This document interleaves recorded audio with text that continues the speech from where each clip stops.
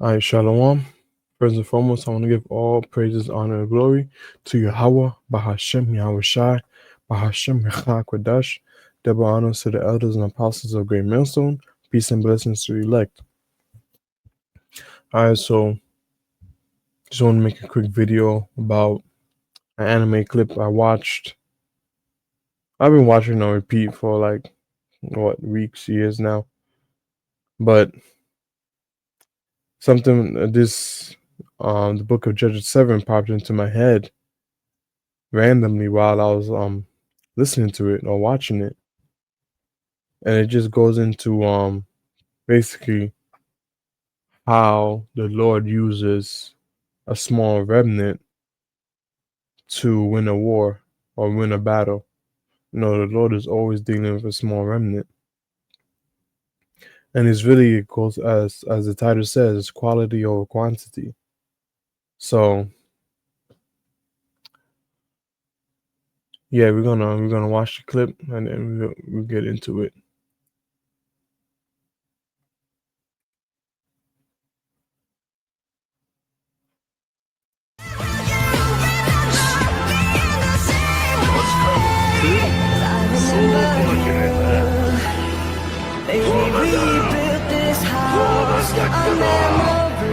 Take my picture now, shake it till you see it, and bring your fantasies, become your legacy, promise me a place. Rebuild this house on memories. Take my picture now, shake it till you see it, and bring your fantasies, become your legacy, promise me a place in your house of memories. Yeah. So as you can see in the title here is 50 versus 100. You know, the red people had 500 and the black people had 50. And of course the black side ended up winning. But yeah, just that reminded me of what happened in Judges 7. So there's the book of Judges chapter 7 and 1, and it reads, Then Jerubbaal, who is Gideon, and all the people that were with him rose up early and pitched beside the well of Herod. So the hosts of the Midianites were on the north side of them by the hill of Moreh in the valley. And the Lord said unto Gideon, The people that are with thee are too many for me to give the Midianites into their hands, lest Israel vaunt themselves against me, saying, Thine own hand hath saved me. So they were about to go to battle. You know, the nation of Israel was about to go to battle with the Midianites. And the Lord is basically kept telling Gideon that he has too many warriors, and if he allows them to fight the Midianites, then Israel will begin to boast and say that they saved themselves by their own strength. Meanwhile, that was not the case at all. So verse 3, Now therefore go to proclaim in the ears of the people, saying, Whosoever is fearful and afraid, let him return and depart early from Mount Gilead. And there return of the people 20 and 2,000, and there remain 10,000. So he told Gideon to tell the people, whoever was afraid, to just go home. And 2,000 people left, and there was only 10,000 left. And the Lord said unto Gideon, The people are yet too many. Bring them down unto the water, and I try them for thee there. And it shall be that of whom I say unto thee, they shall go with thee, the same shall go with thee. And whomsoever I say unto thee, this shall not go with thee, the same shall not go. So basically, the Lord told Gideon that he still has too many people, so he should bring them down to the body of water. I believe that's a spring, if I'm not mistaken, or a river. And the Lord's going to test them. He's going to see who shall go and who shouldn't go. Verse 5, So he brought them down onto the water, and the Lord said unto Gideon, Everyone that lappeth of the water with his tongue, as a dog lappeth, him shalt thou set by himself. Likewise, everyone that boweth down upon his knees to drink. And the number of them that lapped, putting their hand to their mouth, were 300 men. but all the rest of the people bowed down upon their knees to drink water. So basically, there was two groups. One that like basically cupped their hands in the water and drank with their tongues like a dog does, and another that got on their knees and basically put their whole mouth in the water to drink. So it's two groups. The ones that drank like a dog when they cupped the waters with their hands were 300, and everyone else, it didn't give a specific number, but everyone else was of that number, or the second group. Verse 7, and the Lord said unto Gideon, by the 300 men that lapped will I save you, and deliver the Midianites into thine hand, and let all the other people go every man unto his place. So the people took victuals in their hand and their trumpets, and he sent all the rest of Israel every man unto his tent, and retained those 300 men, and the host of Midian was beneath him in the valley. So the Lord chose the 300 men that lapped as a dog, and then he sent all the others home.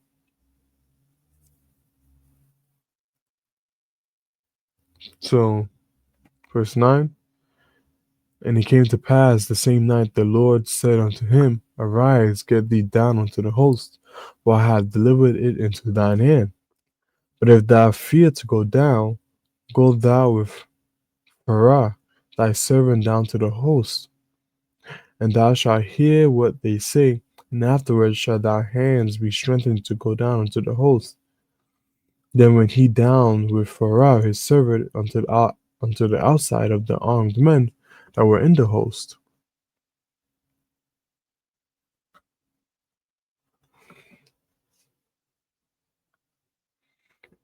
And the Midianites and the Amalekites and all the children of the east lay along in the valley like grasshoppers for multitude, and the camels were without number as the sand of the sea for multitude. So basically, the Lord told Gideon that, like that same night the 300 men were chosen, that they should go into the Midianite camp, for he's already granted them victory over them, so he should go. But I know it because it's a small remnant, there's only 300 of them. They might still be afraid. So the Lord said, if you're afraid, go to the camp with your servant Phurah.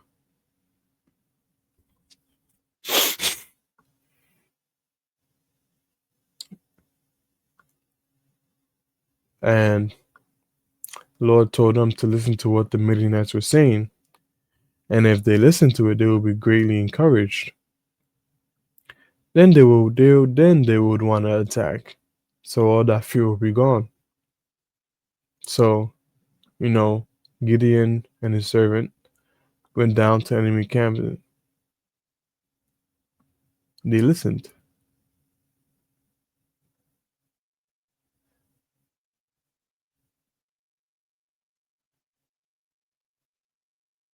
And as you can see, verse 12, there was a whole lot of them.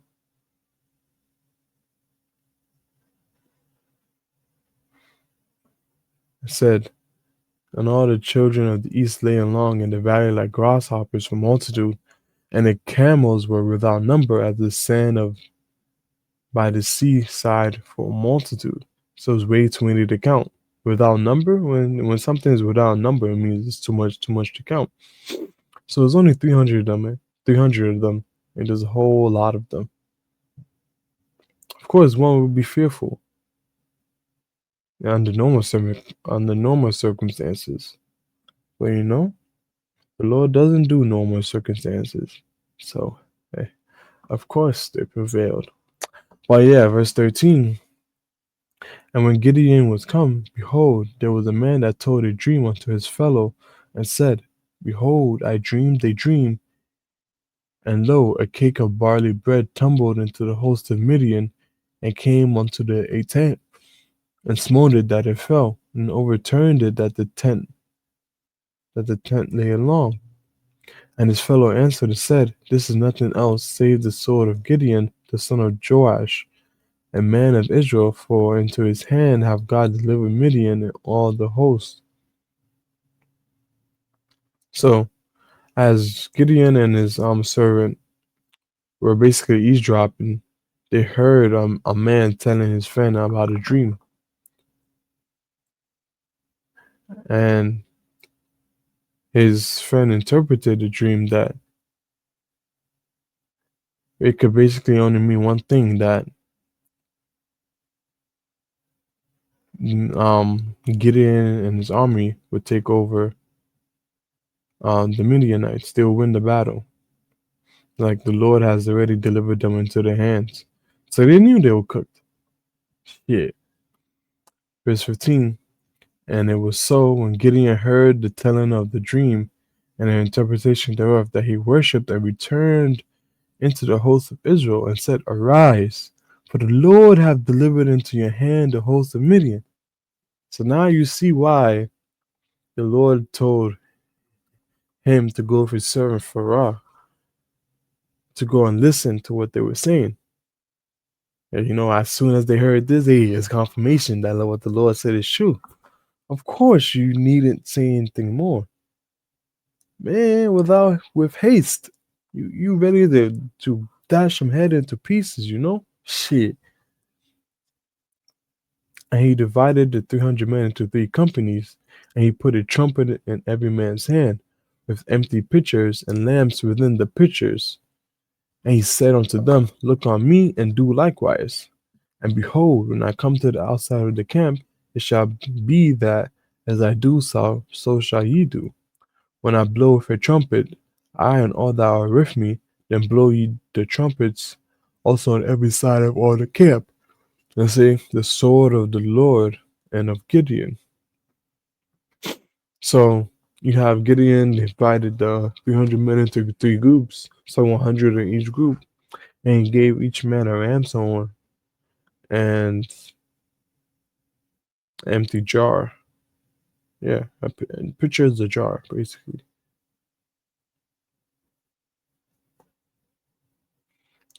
And lamps within the pitchers. So basically put torches in the pitchers, a source of light. And he basically said that what I do, just do what I do. That's it. So Gideon and the 100 men that were with him came onto the outside of the camp in the beginning of the middle watch, and they had but the newly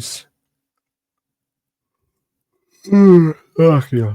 And they had but newly set the watch, and they blew the trumpets and brake the pitchers that were in their hands.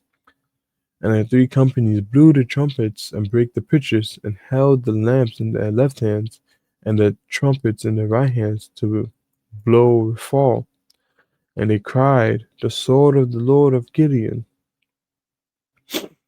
So, Gideon, his 100 men got there. They all were into positions, and Gideon gave the signal, which he broke.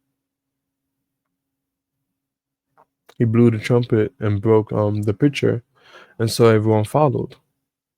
And they stood every man in his place round about the camp, and all the hosts ran, and cried, and fled. And about 300 blew the trumpets, and the Lord set every man's sword against his fellow, even throughout all the host. And the host fled to Beth Shittah and Zerarath, and to the border of Abel Meholah, to Tabith. So basically, after the 300 men, they all blew the trumpets and broke their pitchers.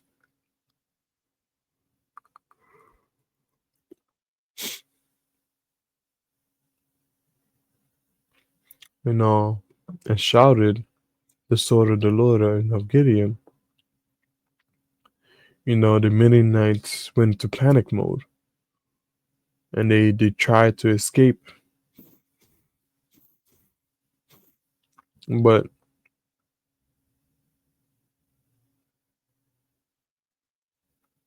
the Lord had called, put placed I don't how do you say, the Lord had placed confusion on them, placed confusion on them.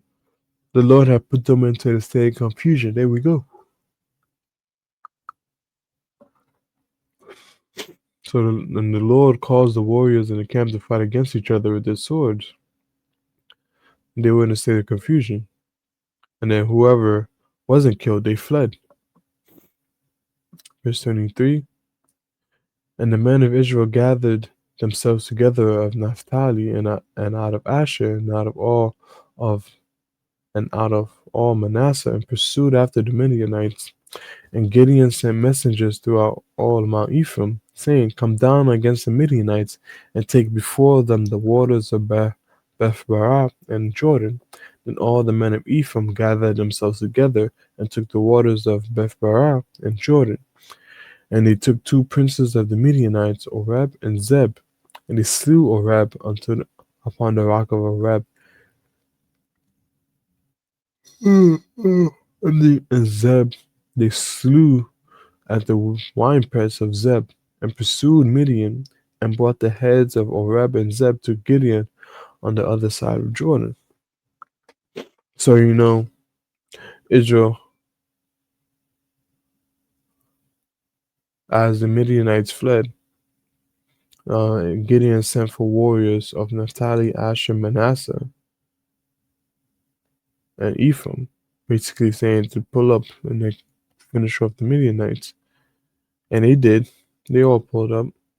And in the end, Oreb and Zeb ended up being captured.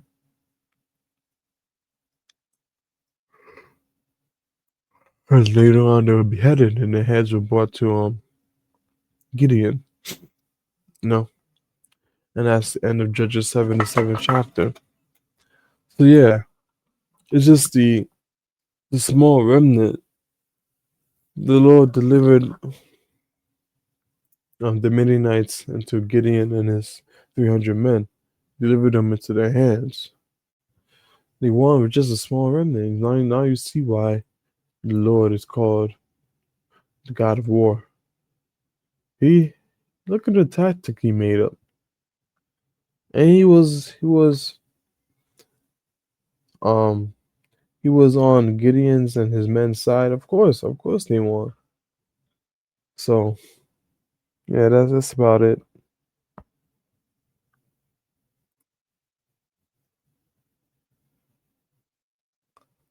So yeah, that was edifying. And until next time, shalom.